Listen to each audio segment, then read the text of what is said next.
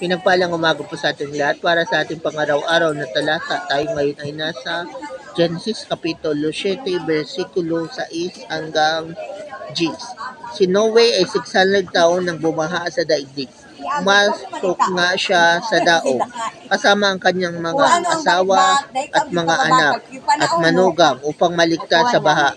Sa bawat uri ng hayop, malinis o hindi, sa bawat uri ng ibon at maliliit na hayop, ay nagsama siya sa daong ayon sa utos ng Diyos. Pagkaraan ng isang linggo, bumuha nga sa daigdig.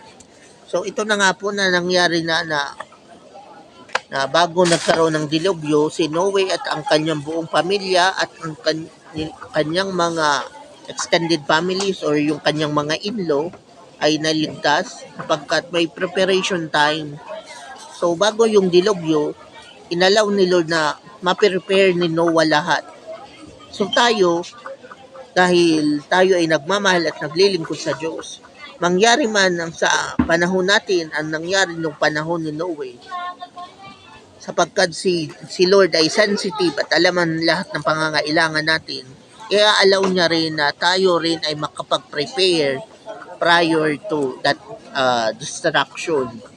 So, ang Diyos na hindi nagdalawang isip na gunawin ang daigdig ay hindi rin magdadalawang isip na ikaw ay iligtas.